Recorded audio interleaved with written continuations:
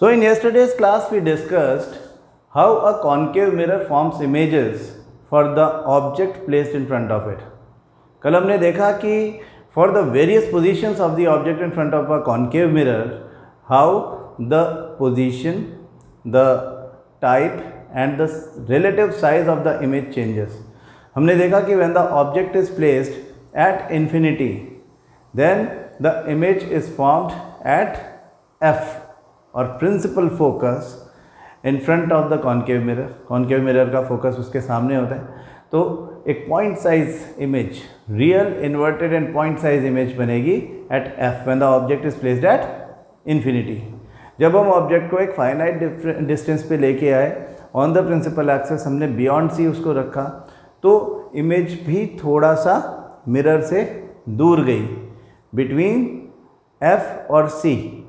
वो between C and F चली गई, उसका साइज़ अभी भी डिमिनिश्ड है, वो रियल है, इन्वर्टेड है.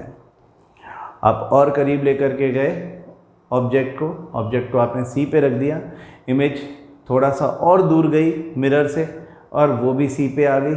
अब दोनों का साइज़ बराबर हो गया, यानी कि इमेज पहले के कंपैरिजन में थोड़ी बड़ी बनी है, अब वो ऑब्जेक्ट के बराबर साइज़ की हो गई है. तो ऑब्जेक्ट और इमेज कब बराबर होते हैं? जब सी पर ऑब्जेक्ट रखा हुआ in front of a concave mirror. और हमने कहा था कि कोई spherical mirror same size image सिर्फ इस पोजीशन पे ही बनाता है. Plane mirror otherwise same size image बनाता है, लेकिन वो सेम साइज इमेज जो होती है वो वर्चुअल एंड इरेक्ट होती है, बिहाइंड द मिरर होती है. तो हम ये भी कह सकते हैं कि कोई भी मिरर, चाहे वो स्फेरिकल हो चाहे वो प्लेन मिरर हो, अगर वो रियल इमेज सेम साइज बना रहा है तो वो कॉन्केव मिरर ही हो सकता है, and that is possible only when the object is placed at centre of curvature सी.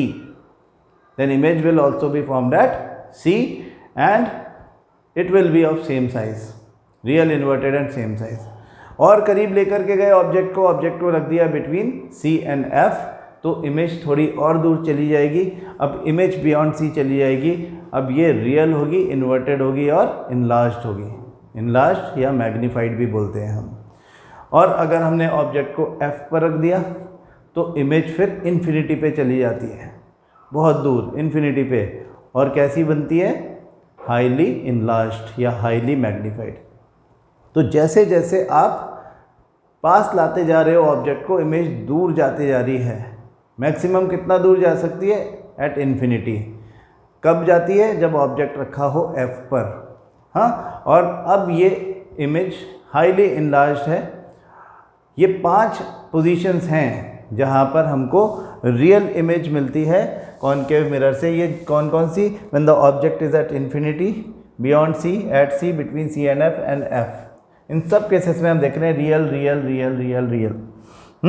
ये सब रियल इमेजेस बनने के एग्जाम्पल्स हैं. केवल एक एग्जाम्पल था when the object was placed between P and F, और करीब लेकर के गए एफ और पी के बीच में रख दिया. यानी अब इससे ज़्यादा क्लोज तो क्या लेके जाओगे? इस पोजीशन पे जब ऑब्जेक्ट रखा है बिटवीन एफ एंड पी, उस समय ऑब्जेक्ट की इमेज वर्चुअल बनेगी inside the concave mirror. Virtual, erect and enlarged image बनेगी. तो आज हम बात करेंगे कि जो कॉन्वेक्स मिरर होता है वो किस तरह से अपनी इमेजेस बनाता है. फिर हम कॉन्केव और कॉन्वेक्स दोनों के यूसेज की बात करेंगे. ठीक है ना? हम जैसे बात कर रहे थे, कल भी हमने बात की थी कि कॉन्केव मिरर जो है वो अलग अलग जगह पर, जैसे हमने कहा कि अगर वो बहुत करीब रखा हुआ है ऑब्जेक्ट उस मिरर के, कॉन्केव मिरर के सामने, तो इमेज जो बनती है वर्चुअल, इरेक्ट एंड इनलार्ज बनती है. तो जो हम अपना फेस देखने के लिए, या कोई डेंटिस्ट अपना हमारे टूथ का साइज़ बड़ा करके देखना चाहते हैं, तो वो उनको यूज़ करते हैं, है ना? तो आज हम देखेंगे वो सब बातें भी, लेकिन आज पहले हमको क्या समझना है कि एक कॉन्वेक्स मिरर जो है वो किस तरह से इमेज बनाता है. कॉन्वेक्स मिरर मतलब डाइवर्जेंट मिरर, ऐसा जो डाइवर्ज कर देगा, डाइवर्जिंग मिरर है, जो पैरेलल टू प्रिंसिपल एक्सिस आने वाली रेज जब इन पे आएंगी तो इनको इधर उधर बिखेर देगा, यानी डाइवर्ज कर देगा. कल हमने देखा था कि क्या होता है ये. तो आज हम सबसे पहला काम ये करें, क्योंकि हमको इनकी बनाई हुई इमेजेस देखनी है। ये केवल 2 ही तरह की इमेजेस बनाते हैं, वहाँ जैसा 6 इमेजेस वाला खेल नहीं है यहाँ पे, लेकिन ये 2 इमेज भी बनाते हैं। तो वो कैसे बनती है ये तो हमको पता होना चाहिए। तो इसके लिए भी हमारे पास रिप्रेजेंटेटिव रेज होना चाहिए, क्योंकि ये बात तो हम पहले से ही कर चुके हैं कि ऑब्जेक्ट के हर पॉइंट से इनफाइनाइट नंबर ऑफ रेज निकलेंगी। तो आपको अगर रे डायग्राम के लिए 2 रेज चाहिए तो वो कौन सी हो, उसके लिए हम रिप्रेजेंटेटिव रेज या कुछ सिलेक्टेड रेज ड्रॉ करते हैं।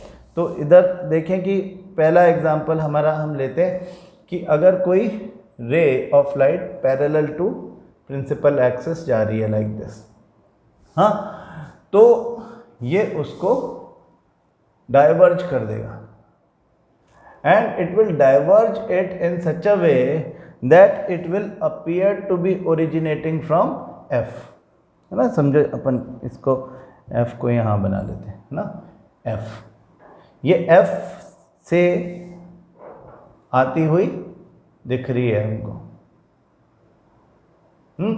ये इस पे टकराया और ये इसका फोकस है, ये F से आती हुई, यानी कि टकरा के वापस चली गई। तो मिरर के अंदर रे कभी जा ही नहीं सकती, लेकिन हमें ऐसा लगता है कि ये यहाँ से आ रही है।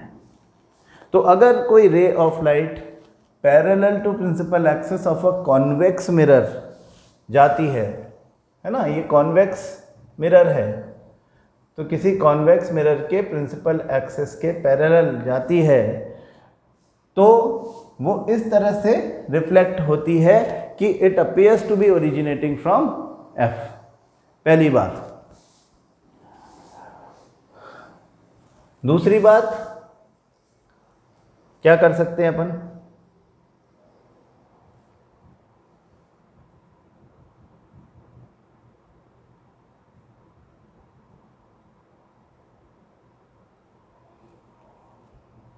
अपन को और भी चाहिए तो अपन इसका एक बार ट्रैक क्लोनिंग करेंगे।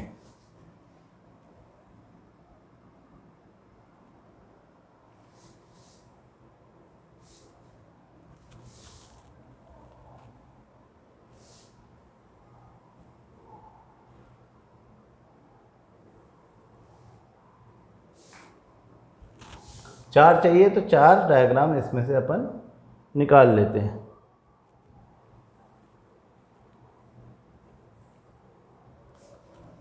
एक और निकाल लेते हैं।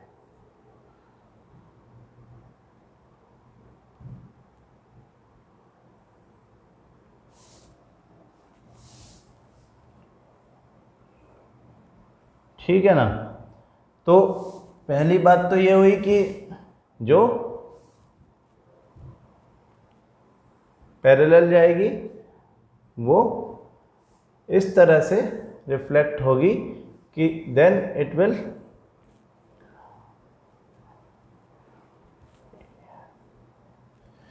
Appear to be originating from F से निकलती हुई दिखाई पड़ेगी हमको, लाइक दिस। अब दूसरा केस क्या देखें। अच्छा, हमेशा ये बात ध्यान रखना कि जैसे ये C है, ये इंसिडेंट रे है, ये रिफ्लेक्टेड रे है, ये पॉइंट ऑफ इंसिडेंस है। बहुत ध्यान से समझो इस बात को, ये कंसेप्ट क्लियर हो जाएगा तो बहुत अच्छा रहेगा आपके लिए, क्लैरिटी हो जाएगी बिल्कुल। अगर ये रिफ्लेक्टेड और ये इंसिडेंट रे, ये पॉइंट ऑफ इंटरसेक्शन या पॉइंट ऑफ इंसिडेंस है, तो पॉइंट ऑफ इंसिडेंस से नॉर्मल बनता है ना, हम ऐसा यहाँ पे नॉर्मल ड्रॉ करेंगे। तो नॉर्मल के साथ में एक एंगल ये, एक एंगल ये, आपको पता है ये एंगल ऑफ इंसिडेंस है, ये एंगल ऑफ रिफ्लेक्शन है, ये नॉर्मल है। मतलब अगर ये कर्व सीधा कर दिया जाए तो ये लाइन इस सरफेस पर परपेंडिकुलर होगी, ठीक है। लेकिन इससे ज़्यादा इम्पॉर्टेंट बात यह है कि अगर आप इस नॉर्मल को बैकवर्ड प्रोजेक्ट करोगे तो वो C में जाएगा, सेंटर ऑफ कर्वेचर में जाएगा।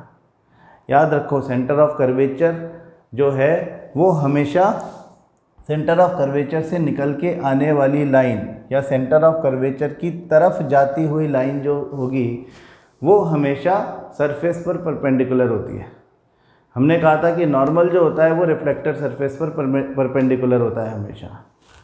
तो अगर ये वाली लाइन नॉर्मल है तो ये सी के अंदर जाती हुई अपीयर होगी, ये बात ध्यान रखना हमेशा, इन ऑल द केसेस। एक बात तो ये हो गई। दूसरा एक केस ये भी हो सकता है कि एक रे ऑफ लाइट है जो हमको एफ में आती हुई लगे, ऐसा लग रहा है कि it is incident into F. हाँ, इंसिडेंट इनटू एफ का मतलब क्या हुआ कि ऐसे लग रहा है कि ये जब आएगी तो ये एफ में घुस जाएगी, like this.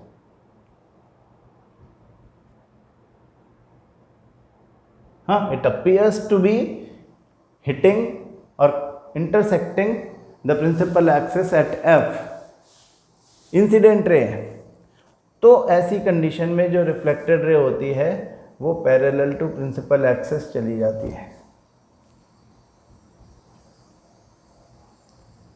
Parallel to principal axis चली जाती है।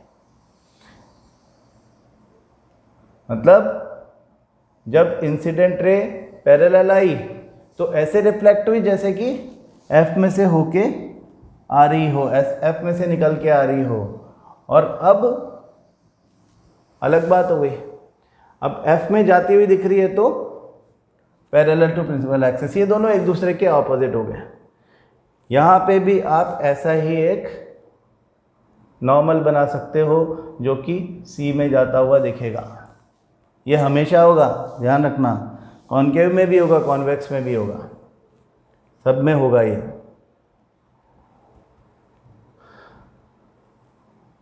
इधर देखो थर्ड केस में यहाँ पे क्या हो रहा है कि समझो ये सी है और कोई रे ऑफ लाइट, एक इंसिडेंट रे इस डायरेक्शन में आ रही है, ऐसे आ रही है जैसे कि वो सी में इंटरसेक्ट करने जा रही हो या सी प्रिंसिपल एक्सिस को सी में इंटरसेक्ट कर रही हो, सी में जाती हुई लग रही हो, तो वो अलोंग द नॉर्मल आई है। इसका मतलब इसका आप angle of incidence, angle of reflection वैसे नहीं बना सकते, ये इसी रास्ते वापस चली जाएगी। It will go back into the same direction on the same path. यहाँ पे ऐसा ये जो ब्लू कलर से डॉटेड लाइन हमने बनाई है ये नहीं बना पाओगे आप, क्योंकि यही नॉर्मल है, वो सी में जाता है। अलोंग द नॉर्मल आएगी, चाहे कॉन्वेक्स पे चाहे कॉनकेव पे कोई भी रे, वो उसी रास्ते वापस चली जाएगी। क्यों? क्योंकि अलोंग द नॉर्मल आना मतलब angle of incidence is 0 degree. तो following the first law of reflection, angle of incidence is always equal to angle of reflection. Angle of reflection भी 0 डिग्री होगा, तो उसको उसी रास्ते वापस जाना पड़ेगा। और जो फोर्थ केस है वो तो वैसा ही है जैसा कॉनकेव में था, इसमें कोई ख़ास बात नहीं। यहाँ पे हमारा पोल है, दिस इज पोल, यहाँ पे सी है, यहाँ पे पोल। तो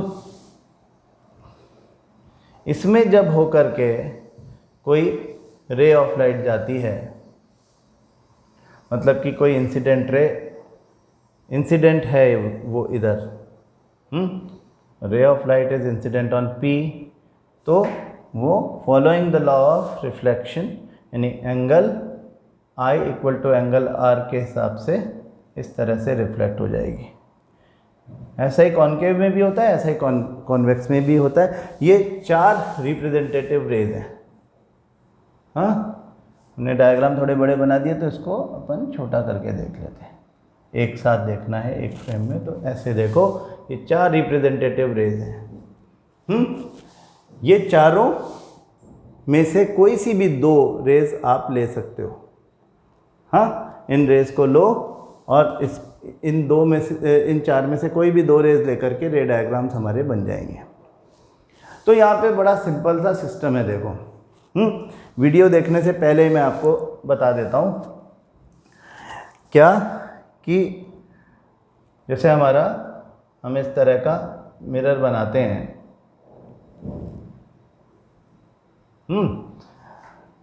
कॉन्वेक्स मिरर के दो ही केसेस हैं। हम वीडियो पे जाएं उससे पहले मैं आपको यहाँ पे इसको ड्रॉ कर देता हूँ कि आपको ये पता है कि ये पोल है, ये समझो C है, ये समझो F है और ये C है। तो आप दो कंडीशन समझ लो, सिर्फ यहाँ पे दो ही केसेस हैं। एक तो ऑब्जेक्ट रखा हुआ है इन्फिनिटी पे और एक on the principal axis anywhere at a finite distance object रखा हुआ है। दो ही बातें हो सकती हैं। इसके सामने C, F वगैरह कुछ भी नहीं है, तो इस तरह की सिचुएशंस नहीं आएंगी जैसे कॉन्केव मिरर में आई थी। वहाँ पे तो हमने beyond C on the principal axis जब ऑब्जेक्ट को लाए तो ऑब्जेक्ट की अलग अलग 5 पोजीशंस बनी, beyond C, at C, between C and F, at F and between F and P। यहाँ पर ऐसा कुछ है ही नहीं क्योंकि F, P, C सब कुछ बिहाइंड द मिरर है। ऑब्जेक्ट को बिहाइंड द मिरर तो रखोगे नहीं। अगर आप ऑब्जेक्ट को मिरर के पीछे रख दोगे तो वो ऑब्जेक्ट उस मिरर में दिखेगा क्या, उसकी इमेज बनेगी क्या? नहीं बनेगी। तो इसलिए हमको उसके बारे में सोचना ही नहीं है। पहली बात हमको सिर्फ ये देखनी है कि when the object is placed at infinity, जब ऑब्जेक्ट इन्फिनिटी पे रखा होता है तो all the images, all the rays incident parallel to each other, parallel to principal axis will come like that. अब हमने देखा कि ऐसी रेस को तो ये डाइवर्ज करता है इन सच अ वे, ऐसे डाइवर्ज कर देता है कि वो F में से जाती हुई लगती है। हमें लगता है कि वो F में से होके आ रही है ना। इसको हम थोड़ा सा ठीक एंगल पे डाल देंगे ना, ऐसा कर देते हैं, थोड़ा ऐसा कर देते हैं, है ना। तो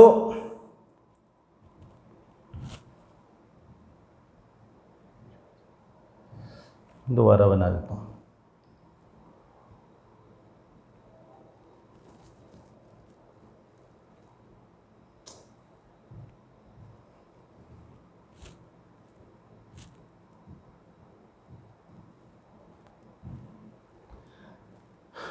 इसको बैकवर्ड प्रोजेक्ट करते हैं तो ये F में से निकलता हुआ दिखता है। ये रे ऑफ लाइट F में से होके आती हुई दिख रही है हमको।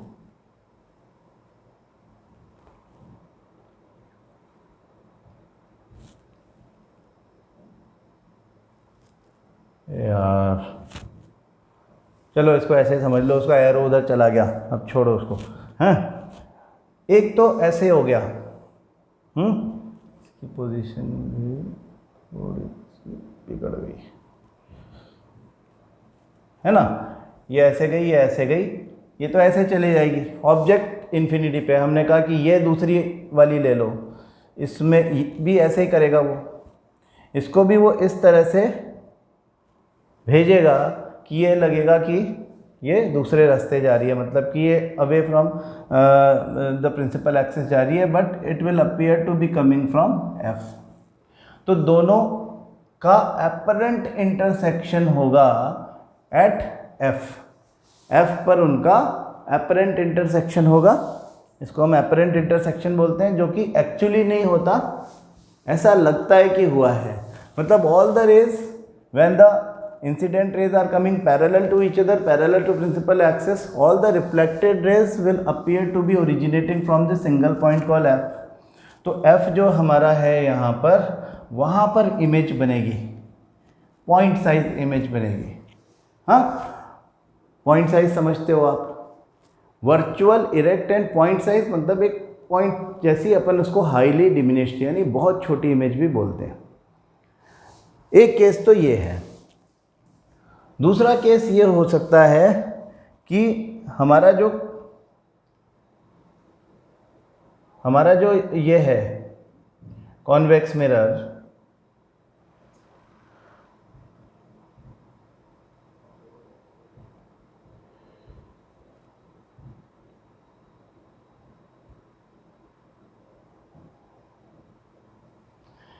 ये जो मिरर है इसके सामने ऑब्जेक्ट रखा हो एट अ फाइनाइट डिस्टेंस, हम कह सकते हैं इसके प्रिंसिपल एक्सिस पे रखा हुआ हो। और प्रिंसिपल एक्सिस पे रखा होगा एट अ फाइनाइट डिस्टेंस, तो क्या होगा वो हम देखते हैं। ये इसका पोल है, ये F है, वो C है, ऑब्जेक्ट रखा है in front of it like this. तो दो रिप्रेजेंटेटिव रेज यहाँ पे ले लेते हैं, जो हम कोई सी भी दो ले सकते हैं चार में से, जो हमको सबसे कन्वीनियंट टू यूज़ लगे वो हम ले लें। तो एक तो हमने ले ली जो कि पैरेलल गई, parallel to principal axis in such a way that it appears to be originating from F after getting reflected, F में से आती हुई दिखाई पड़ती है।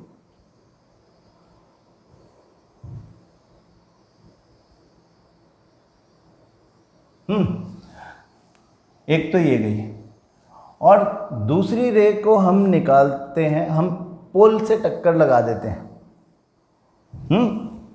ऐसे।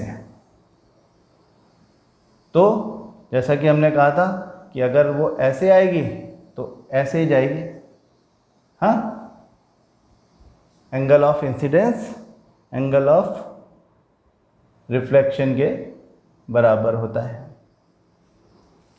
इसको बैकवर्ड प्रोजेक्ट कर दो तो it will appear to be intersecting at a point behind the mirror, और इसका अभी इमेज फॉर्मेशन हो जाएगा लाइक दिस। इमेज बनी between P and F behind the mirror, और कैसी इमेज बनी? Diminished, virtual erect and diminished. Behind the mirror image बनती है तो वर्चुअल इरेक्ट तो होती है, डिमिनिश्ड यानी छोटी। आपने वर्चुअल इरेक्ट इमेज बनाते हुए कॉनकेव मिरर को भी देखा है। बिहाइंड द मिरर इमेज बनाते हुए कल की क्लास में हमने देखा था कि कॉनकेव मिरर के सामने जब ऑब्जेक्ट को आपने F और P के बीच में इन फ्रंट ऑफ इट रख दिया था तो इमेज उसके पीछे बनी थी वर्चुअल इरेक्ट एंड इनलार्ज्ड, बड़ी इमेज बनी थी। इसीलिए हम उसको शेविंग मिरर की तरह से यूज़ करने वाले हैं, या मेकअप मिरर की तरह यूज़ करने वाले हैं, या जो हमारा डेंटिस्ट मिरर होता है वो भी वैसा ही होता है, क्योंकि उसमें बड़ी इमेज बनती है। ये छोटी इमेज बन रही है कॉन्वेक्स मिरर में, छोटी इमेज। तो जहाँ इसकी ज़रूरत होगी वहाँ पे हम इसे यूज़ करेंगे। आज इसके यूजेस सीखेंगे अपन, है ना।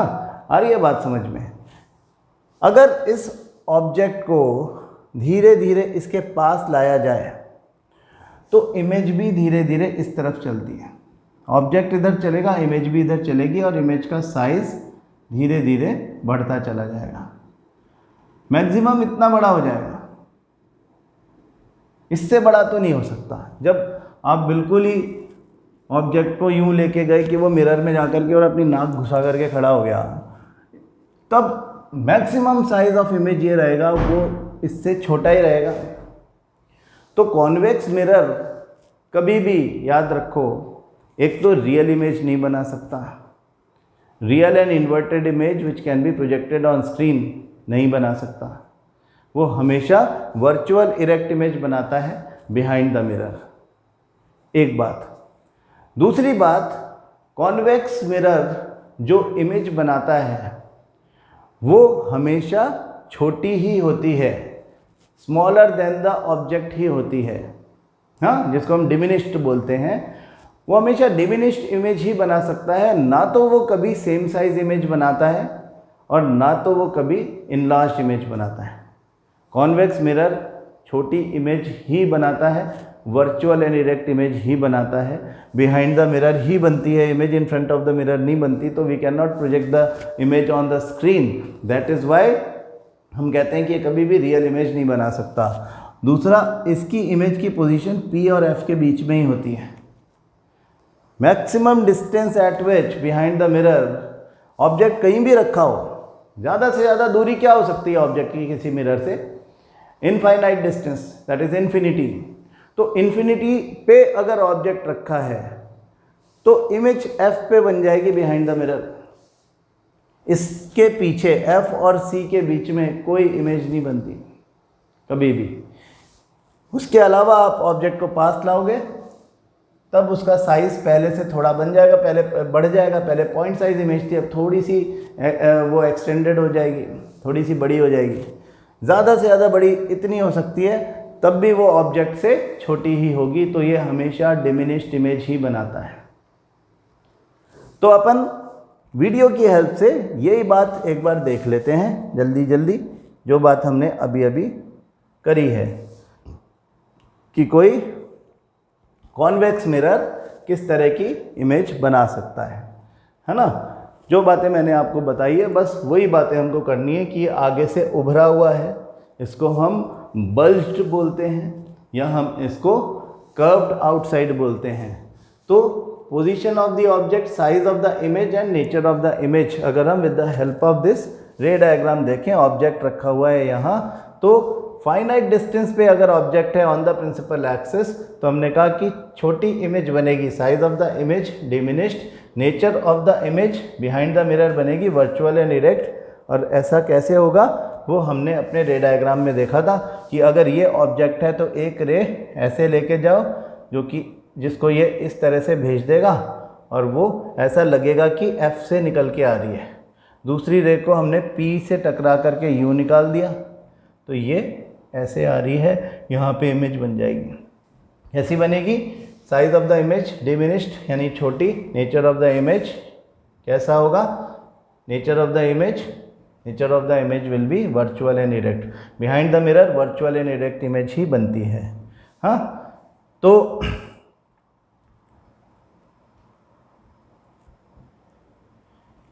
ये प्रैक्टिकल बात है कि जब भी आप किसी कॉन्वेक्स मिरर के सामने खड़े होगे, आप उसमें अपने आप को छोटा देखोगे।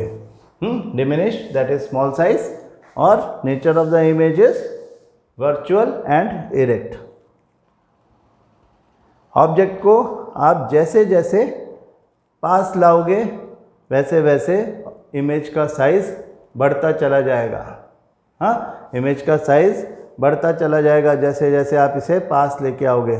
जब दूर थी तो वो छोटा साइज था, पास लाए तो देखो जैसे जैसे पास लाते गए वैसे वैसे साइज इसमें बड़ा होता जाता है, लेकिन कभी भी एक्चुअली इससे बड़ा नहीं हो पाता। इसका जो साइज़ है उससे छोटा ही रहता है, तो वो डिमिनिश्ड ही रहती है in front of the mirror on the principal axis at a finite distance. अगर ऑब्जेक्ट को हम दूर ले जाते जाएंगे तो साइज़ छोटा होता जाएगा, और अगर हम बहुत दूर लेके चले जाएंगे यानी इनफाइनाइट डिस्टेंस पे ले जाएंगे तो इन्फिनिटी पे रखे हुए ऑब्जेक्ट का साइज़ जो होता है वो हाईली डिमिनिश्ड या पॉइंट साइज हो जाता है। हाँ, ऑब्जेक्ट इन्फिनिटी पे रखा था कॉनकेव में, तब भी पॉइंट साइज इमेज बनी थी, लेकिन तब वो F क्योंकि इन फ्रंट ऑफ इट था तो वो पॉइंट साइज इमेज जो बनी थी वो highly diminished image at F बनी थी, लेकिन रियल इमेज थी, है ना, रियल एंड इन्वर्टेड इमेज थी। यहाँ पर जब आप इन्फिनिटी पे लेके गए उसको, तो फिर इमेज जो होगी वो virtual, erect and point size image हो जाएगी, which will be formed at F। वो F के ऊपर जाके बन जाएगी।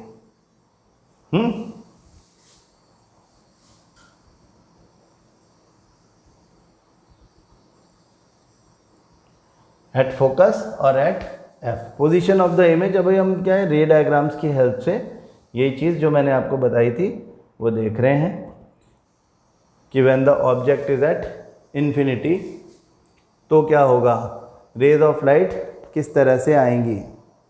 When the object is at infinite distance the rays of light will come parallel to principal axis, parallel to each other. Object रखा है इनफाइनाइट डिस्टेंस पे, और इस तरह से आती हुई रेज जो है वो जब इससे टकराएंगी ये उसको इस तरह से डाइवर्ज कर देगा in front of it that they all will appear to be originating from a single point F behind the mirror। इनको डाइवर्ज किया इन सच अ वे कि ये ऐसे लग रहा है जैसे कि बैकवर्ड प्रोजेक्शन जब हम इसका कर देंगे डाइवर्जिंग रेस का, तो बैकवर्ड डायरेक्शन में ये F में मर्ज होती हुई या apparently इंटरसेक्ट होती हुई दिखाई देगी।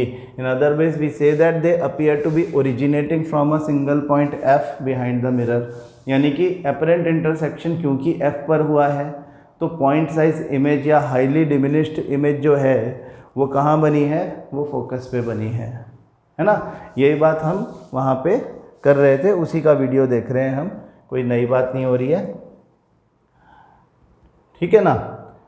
लेकिन अगर आप ऑब्जेक्ट को एट फाइनाइट डिस्टेंस ले आओगे ऑन द प्रिंसिपल एक्सिस, कहीं भी रख लें, यहाँ कहीं भी रख लें, तो फिर यहाँ से हमको दो रिप्रेजेंटेटिव रेस लेना पड़ेगी।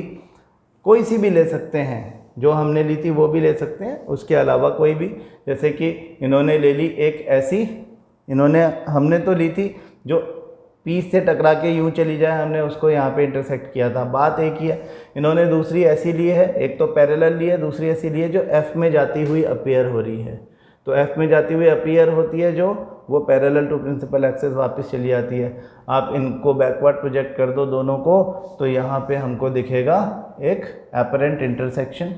This apparent intersection is between P and F and the image will be formed that is diminished small size image between P and F behind the mirror, virtual, erect and diminished, that is small, highly diminished नहीं, लेकिन diminished image बनती हुई दिख रही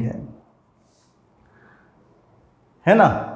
ये image यहाँ पे बनाएंगे तो diminished image बनती हुई हमको दिखेगी। बिल्कुल सिंपल सी बात है। तो जो बातें हमने अभी देखी थी, बस वही बात आप इस वीडियो में देख रहे हो। हाँ, हम कहते हैं कि जो इमेज जो है वो बिटवीन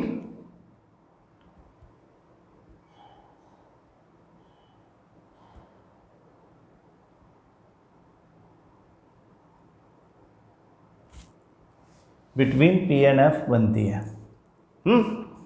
अब आप ये जो बातें हमको पता चल गई कि कॉनकेव में और कॉन्वेक्स में इमेजेस किस तरह से बनती हैं, उनके रे डायग्राम आपने बनाने प्रैक्टिस कर लिए, तो अब हमको इनके यूजेस भी यहीं से समझ में आ जाएंगे।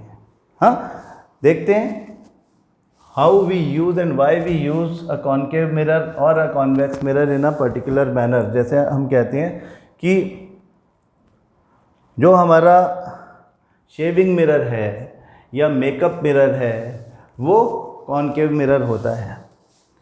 ऐसा क्यों होता है?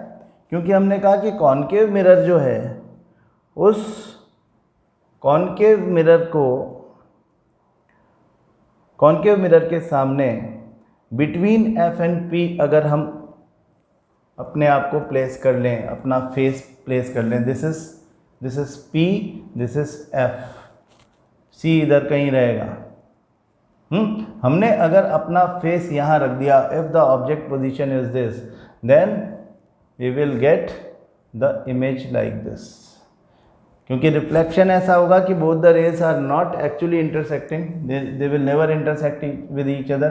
तो जब आप इसको बैकवर्ड प्रोजेक्ट करोगे, इसको बैकवर्ड प्रोजेक्ट करोगे, तो they will appear to be intersecting behind the mirror and the image will be found behind the mirror which will be larger as compared to the object। यानी हमारा face अगर हम इसके सामने प्रोजेक्ट करते हैं, जैसे कि ये कर रहे हैं लोग, हाँ, ये शेविंग कर रहे हैं, वो मेकअप कर रही हैं, तो अपना फेस जो है वो लार्जर देन एक्चुअल साइज दिखना चाहिए। तो ऐसा हो रहा है, इनलार्ज इमेज बन रही है। कैसी इमेज बन रही है? वर्चुअल, इरेक्ट एंड इनलार्ज्ड, है ना। क्योंकि हमको ऐसा इमेज चाहिए यहाँ पे, इसलिए हमने कॉनकेव मिरर यूज़ किया।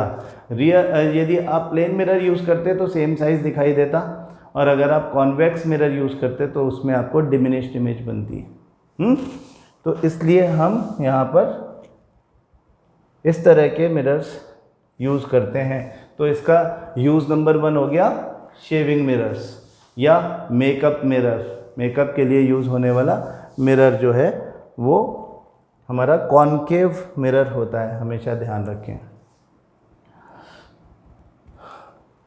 जब एक कार चल रही होती है तो कार की हेडलाइट जो होती है उससे हमारी क्या एक्सपेक्टेशन है कि वो बहुत दूर तक जानी चाहिए। हाँ, तो इसके लिए बहुत दूर तक इसको भेजने के लिए हमारे पास एक बैकग्राउंड मिरर होता है जो कि कॉनकेव मिरर होता है। बैकग्राउंड मिरर का क्या, जैसे ये फोकल पॉइंट है, यदि हम फोकल पॉइंट की जगह पर या प्रिंसिपल फोकस की जगह पर बल्ब लगा दें हमारा, यहाँ पे समझो हमने बल्ब लगा दिया, तो उस बल्ब से निकलने वाली रेज ऑफ लाइट यहाँ पे दिखाई है इन्होंने। जिस तरह से ये पैरेलल आती हुई रेज को एक पॉइंट पर प्रोजेक्ट कर देता है, फोकस पे प्रोजेक्ट करता है, फोकस से निकल के जाने वाली रेज को पैरेलल भेज देगा, उल्टा काम। हमने देखा कि दूर से आने वाली रेज जो कि parallel to each other, parallel to principal axis जा रही थी, उनको ये कन्वर्ज कर देता है at a point called F. तो अगर हम अपना बल्ब ऑफ अ कार, अब वो कार हेडलाइट हो सकती है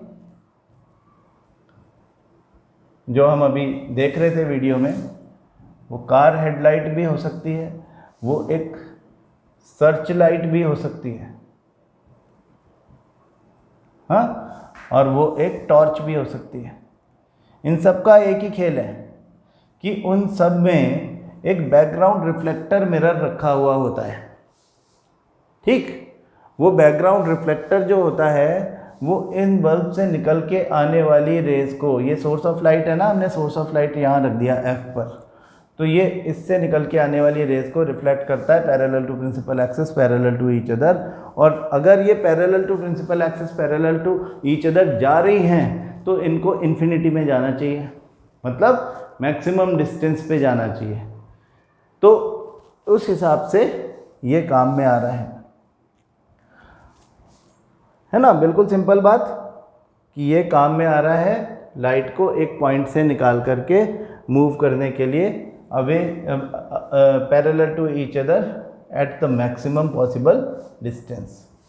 तो ये सभी इस तरह के डिवाइसेस में जिनमें हमको लाइट को दूर तक थ्रो करना पड़ता है, चाहे वो सर्च लाइट हो, चाहे वो कार हेडलाइट हो, उन सब जगह पर हमको यूज़ करना पड़ता है ना।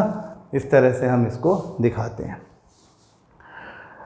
उसके अलावा this is also used as the solar concentrator. Solar furnaces में लार्ज साइज़ के सोलर कंसनट्रेटर्स यूज़ होते हैं जो कि सनलाइट को फ्यूल के ऊपर फोकस कर देते हैं। ये बहुत बड़े कॉन्केव मिरर्स होते हैं जो आने वाली सनलाइट को एक पॉइंट पर इकट्ठा करते हैं। इसका मतलब उन्होंने सारी हीट एंड लाइट एक पॉइंट पर इकट्ठा कर ली जहाँ पे फ्यूल रखा हुआ है और उसको इग्नाइट कर देंगे, है ना, उस हीट से वो जलने लग जाएगा फ्यूल। अब इसी तरह से हम कॉन्वेक्स मिरर के यूजेस भी देखें। कॉन्वेक्स मिरर देखो, एक कार का साइड व्यू मिरर जिसको हम रियर व्यू मिरर भी बोलते हैं, हाँ, पीछे देखने वाला। आपने ज़रूर देखा होगा, ये नहीं देखा तो बाहर कोई कार खड़ी हो उसमें जाकर देखो कैसा दिख रहा है ये। इसके अंदर आप अपने आप को देखो, ड्राइविंग सीट पे बैठ के पीछे देखो क्या दिखता है। बेसिकली जो रियर व्यू मिरर है वहाँ पर कॉन्वेक्स मिरर यूज़ करना ज़रूरी है। अगर इसकी जगह कॉन्केव मिरर यूज़ कर लेते या प्लेन मिरर यूज़ कर लेते तो क्या होता है ये देखें। हाँ, अगर हम इसमें कॉन्केव मिरर यूज़ करें तो पहली बात तो जब ऑब्जेक्ट दूर है, इसका यूज़ क्या है, पीछे से आने वाली व्हीकल्स को देखना, to see the vehicles that are behind us, ना, जब कार चल रही है पीछे से व्हीकल आ रहे हैं उसको देखना इसका काम है। अब समझो ये कार जा रही है, तो जब पीछे से आने वाली, ये पीछे से आने वाली कार है, ये कार हमारी व्हीकल के पीछे आ रही है। जब ये सी पर है या बियॉन्ड एफ है तब तक तो ये इसमें दिखेगी ही नहीं। अगर ये कॉन्केव मिरर हमने लगा रखा है तो दिखेगी क्या, बोलो, सोच के देखो कि अगर ऑब्जेक्ट बियॉन्ड सी है, एट सी है, बिटवीन सी एंड एफ है, या इवन एट एफ है, तब तक रिफ्लेक्टेड रेज कहीं और जाती हैं इन फ्रंट ऑफ द मिरर। आप चाहोगे तो ये किसी स्क्रीन के ऊपर प्रोजेक्ट कर देगी इमेज को, लेकिन इसके अंदर, मतलब हम इस कार में बैठे हैं, इस कार में नहीं बैठे, ये कंफ्यूज मत हो जाना कोई। हम इस कार में बैठे हैं, पीछे से ये आ रही है, ये देखो दिख रही है ना, लाल लाल ये आ रही है, तो ये वाला मिरर हमारा वाला मिरर है। अगर ये कॉन्केव होता तो क्या होता, वो बात कर रहे हैं हम। हाँ, ऐसा क्वेश्चन पूछा जा सकता है कि what would happen if you use a concave mirror in place of a convex mirror in as a rear view mirror in our car or vehicle. तो हमने व्हीकल में अगर कॉन्केव मिरर यूज़ किया होता तो दो प्रॉब्लम होती। पहली प्रॉब्लम तो ये कि अप टू एफ ये दिखाई नहीं देती है। और हमारे इसका f कोई बहुत बड़ा नहीं है, तो यानी वो तभी दिखाई देगी पीछे से आने वाली कार जब वो बहुत करीब आ जाएगी। ये तो एक प्रॉब्लम है। कब दिखाई देगी वो? when the car coming from behind will be between f and p, तब इसके अंदर दिखाई देगी। इमेज क्या बनेगी? Virtual, erect and enlarged. अब इनलार्ज इमेज बन जाएगी तो कार में इस मिरर में हमको पूरी की पूरी ये कार दिखाई देगी, पूरे मिरर को ये कवर कर लेगी। तो इस वजह से कॉनकेव मिरर में क्योंकि इनलार्ज इमेज बन जाती है, या तो बन ही नहीं रही और बन रही है तो बड़ी बन रही है, तो ऐसी वर्चुअल इमेज का कोई काम नहीं है। हम कहेंगे छोड़ो इसको, हाँ, इसको यूज़ करने के बजाय कॉन्वेक्स को यूज़ कर लेने में फ़ायदा है। हाँ, हमको ये दिखाई नहीं दे रहा, पीछे इसके पीछे से कोई ट्रक आ रहा है वो दिख नहीं रहा, कोई कार आ रही है, कोई जो भी आ रहा है इसके पीछे दिख नहीं रहा। ये पूरा व्यू जो है वो ब्लॉक कर दे रही है क्योंकि image virtual, erect and enlarge बन रही है। जब हम अपना मिरर कॉन्वेक्स कर लेते हैं, हमको इनलार्ज इमेज नहीं चाहिए, इसको पूरा कवर नहीं करना, हम जब इसे चेंज करके कॉन्वेक्स कर लेते हैं तो फिर क्या होता है कि इसमें छोटी इमेज बनेगी, क्योंकि हमने कहा कि वो वर्चुअल, इरेक्ट और डिमिनिश्ड इमेज ही बना सकता है ना। हमने ऐसे बोला कि ऑब्जेक्ट कहीं भी रखा हो वो इस तरह से इमेज बनाएगा। Backward projection, this is F। हाँ, तो ये यहाँ पे इमेज बनेगी, छोटी बनेगी। बड़ी इमेज बना ही नहीं सकता, सेम साइज इमेज बना ही नहीं सकता, छोटी इमेज बनाएगा तो ये पूरी तरह से कवर नहीं हो पाएगा, है ना। इसके अंदर जो इमेज बनेगी पीछे से आने वाली कार की, उसके अलावा भी काफ़ी जगह बच जाएगी, तो उसके पीछे और कार्स आ रही हैं वो भी यहाँ पे दिखने लग जाएंगी। जो खाली जगह है उनके लिए जगह बच गई। हाँ, दूसरी बात क्या है कि ये देखो दूसरी कार्स भी दिख रही हैं। दूसरी बात क्या है कि ये बाहर की तरफ क्योंकि उभरा हुआ है तो हम कहते हैं कि it gives a panoramic view या अ वाइडर व्यू, है ना। बाहर की तरफ उभरा हुआ है तो ये एक वाइडर व्यू देता है, और ना केवल दूसरे व्हीकल्स बल्कि जो बीच में डिवाइडर है वो भी, और भी कुछ पीछे चल रहा है वो सब मतलब सारे व्हीकल्स आपको पीछे से आते हुए छोटे छोटे दिख रहे हैं। जो जितना दूर है वो उतना ही छोटा दिखाई देगा। जो कार क्लोजेस्ट है वही सबसे बड़ी दिखाई देगी, लेकिन फिर भी वो इतनी छोटी होगी कि दूसरी इमेजेस बनाने के लिए भी जगह इसमें होगी। और जब बहुत दूर कोई कार होगी तो वो बिल्कुल छोटी दिखाई, कोई ट्रक या बस भी आ रहा है तो वो बिल्कुल छोटा दिखाई देगा, ठीक है ना। तो इस वजह से हम इसको as a rear view mirror use करते हैं।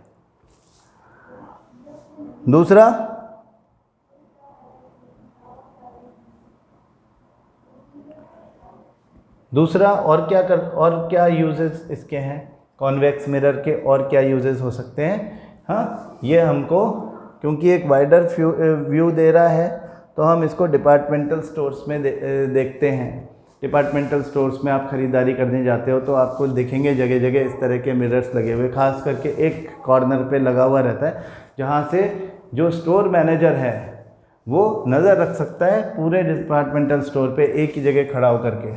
इसको हम बोलते हैं सिक्योरिटी मिरर। सिक्योरिटी मिरर, हाँ, जो सिक्योरिटी मिरर है वो क्या कर रहा है, वो इनसाइड द डिपार्टमेंटल स्टोर लोगों पे नज़र रख रहा है, सामान पे नज़र रख रहा है, एम्प्लॉयज़ पे नज़र रख रहा है। हालांकि आजकल सीसीटीवी कैमराज आ गए, लेकिन मिरर का यूज़ तो ये है। उसके अलावा ये यूज़ हो सकता है इन फ्रंट ऑफ किसी ऐसी जगह जहाँ पे बड़ी मॉब है, भीड़ लगी पड़ी है, जैसे कि मॉल के सामने आप मॉल के सामने कोई शो हो रहा है, आपका कोई बड़ा पॉपुलर सिंगर यो हनी सिंह आ गया है ना, बड़ी भीड़ लगी हुई है, लोग बाग बड़े एक्साइटेड हैं, बंदे पे बंदा चढ़ा जा रहा है, ऐसा लग रहा है कुछ गड़बड़ नहीं हो जाए। तो जो सिक्योरिटी वाले लोग हैं वो मॉब कंट्रोल करने के लिए जो होते हैं ना, वो बॉडीगार्ड टाइप के लोग, वो जाके वहाँ पे सिक्योरिटी वाले लोग वो उनको मैनेज करते हैं तो एक बंदा जो सेंट्रली सब पे नज़र रखा हुआ है, उसके पास अगर मॉल के फ्रंट में एक ऐसा बड़ा सा कॉन्केव मिरर रहेगा, तो वो उस कॉन्वेक्स मिरर रहेगा, तो वो सबको एक साथ देख लेगा, है ना। फिर उसको दिखेगा कि अरे उस साइड कुछ गड़बड़ हो रही है, तो वो उस साइड वाले बंदे को बोलेगा कि ये देखो ये पीला वाला गड़बड़ कर रहा है, इसको हटाओ, है ना, इसको साइड में करो। वो सबको देख लेगा। फिर जो सिक्योरिटी वाले लोग हैं वो एक्शन में आएंगे, वो इस तरह से कम्युनिकेट कर पाएंगे। अपने ATMs में यूज़ होता है ये। ATMs में आपने अगर देखा हो तो एक छोटा, देखो इसमें वीडियो भी है, सिक्योरिटी मिरर ही है वो भी। देखो जैसे ATMs होते हैं तो उसमें यहाँ पे लगा दिया एक, ठीक है। तो आप कार्ड डाल के पैसा निकाल रहे हो, पीछे से कोई झांका झांकी तो नहीं कर रहा, आपके कार्ड को उसकी पिन देखने की कोशिश तो नहीं कर रहा। अगर आपको दिख रहा है, आप इसमें देख सकते हो पीछे कौन कौन खड़ा है। आप कह सकते हो उनको कि बाहर जाओ या मत देखो, आप उन पर नज़र रख सकते हो। ये भी एक सिक्योरिटी है। एक और सिक्योरिटी है, सिक्योरिटी कैमरा की तरह से ये रोड इंटरसेक्शंस में काम आता है। हाँ, रोड इंटरसेक्शंस आपने ज़रूर देखे होंगे।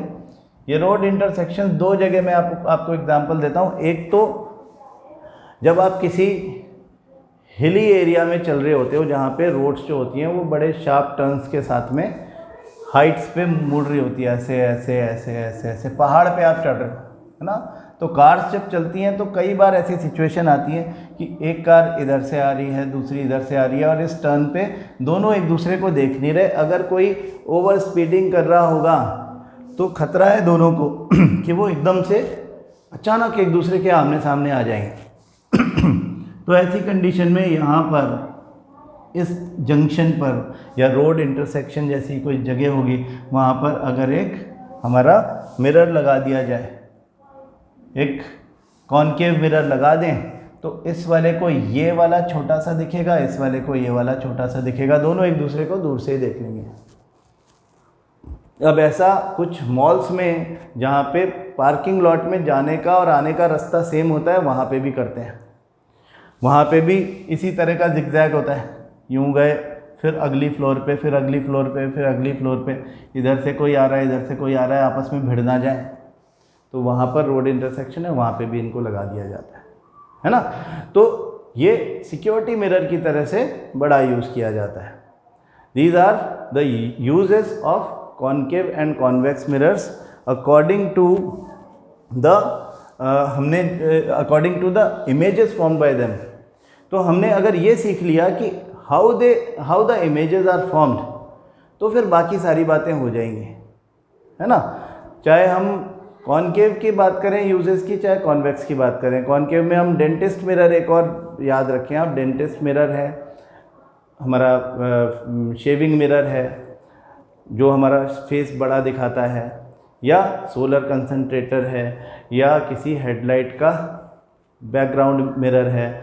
ये सब कॉनकेव के यूजेस हैं। कॉन्वेक्स के यूजेस में सबसे important use rear view mirror, दूसरा हमारा सिक्योरिटी मिरर जो कि चाहे मॉल में यूज़ होने वाला, चाहे रोड इंटरसेक्शंस में यूज़ होने वाला, ये सब यूजेस आपको ध्यान में रहेंगे। तो बैक ऑफ द माइंड रहनी चाहिए the image they form, according to the images they form you can automatically see that what can be the possible uses. ठीक है, तो ये हमने थ्योरी वाला सेक्शन क्लियर कर लिया। अब हम नेक्स्ट क्लास में पढ़ेंगे न्यूमेरिकल्स के बारे में, है ना, कि इनके न्यूमेरिकल कैसे। अब हमेशा ध्यान रखो, लाइट में जो बड़ा क्वेश्चन होता है वो न्यूमेरिकल का ही होता है। तो ये कभी मत सोचना कि न्यूमेरिकल छोड़ देंगे। अगर न्यूमेरिकल छोड़ दिया तो आपने समझो पूरा चैप्टर छोड़ दिया। ऐसा नहीं हो सकता कि न्यूमेरिकल के बिना क्वेश्चन आए, तो न्यूमेरिकल तो आएगा। और न्यूमेरिकल्स इसके हैं भी बड़े ईजी। ठीक है, रे डायग्राम्स जो हमने अभी बनाने सीखे हैं, वो रे डायग्राम्स हम हर न्यूमेरिकल के साथ में बनाएंगे। लेकिन सबसे पहले हमको रूल्स सीखने हैं जिनको हम साइन कन्वेंशंस बोलते हैं। जो ये साइन कन्वेंशंस होते हैं इनके बारे में मैं आपको बताऊंगा नेक्स्ट क्लास में। ये साइन कन्वेंशंस वो रूल्स हैं जिससे हम ये डिसाइड करते हैं कि what are the physical quantities given to us in the numericals, उनके आगे साइन कौन सा लगाना है, प्लस लगाना है कि माइनस लगाना है। तो कौन सी physical quantities we are going to use, mirror formula क्या है, मिरर फार्मूला के साथ मैग्नीफिकेशन का फार्मूला क्या है वो भी देखेंगे, और फिर न्यूमेरिकल्स करेंगे with the help of sine convention. तो साइन कन्वेंशन सीखना न्यूमेरिकल सीखने के लिए सबसे पहला स्टेप और सबसे इम्पॉर्टेंट स्टेप है, उसके बिना आप गिवन भी नहीं लिख सकते। तो न्यूमेरिकल तो गलत हो ही जाएगा अगर गिवन आपने ठीक नहीं लिखा तो वो सीखने के लिए कल की क्लास बहुत ध्यान से देखें। उसके पहले आप अपना जो बुक है आपकी NCERT, उस बुक को थोड़ा सा अच्छे से नज़र से निकाल लो। ये जो हमने आज अभी तक रे डायग्राम्स सीखे हैं और टेबल बनाई हैं, हाँ, image formation by first concave mirror, ये रिप्रेजेंटेटिव रेज हैं दोनों की, कॉनकेव कॉन्वेक्स की। ये वाले डायग्राम्स आपको आने चाहिए बनाने हैं जो हमने आज बनाए। आज हमने कॉन्वेक्स के बनाए, कल हमने कॉनकेव के बनाए थे। यूसेज ऑफ कॉनकेव मिरर्स, इसको भी एक बार देख लो क्या लिखा है कि concave mirrors are commonly used in torches, search lights and vehicle headlights to get powerful parallel beam of light. They are often used as shaving mirrors to see a larger image of the face. The dentist use concave mirror to see large image of the teeth of patients. Large concave mirrors are used to concentrate sunlight to produce heat in solar furnaces. एक तो ये बात हो गई। हाँ, convex mirror में भी केवल दो ही केसेस हैं, point size image behind the mirror at F और between F and P, diminished image. According to that usage of convex mirrors are commonly used as rear view or wing mirrors in the vehicles. These mirrors are fitted on the sides of the vehicle, enabling the driver to see traffic behind him or her to facilitate safe driving. Convex mirrors are preferred because they always give an erect though diminished image. Also, they have a wider field of view as they are curved outside. Thus, convex mirrors enable the driver to view much larger area than would be possible with a plane mirror. हमने कुछ extra examples दिए हैं आपको, ज़रूर याद करना, केवल एक एग्जांपल से काम नहीं चलेगा बोर्ड एग्जाम में। तो कल हम बात शुरू करेंगे from these in text question, then we will talk about sign convention for reflection by spherical mirrors. Thank you.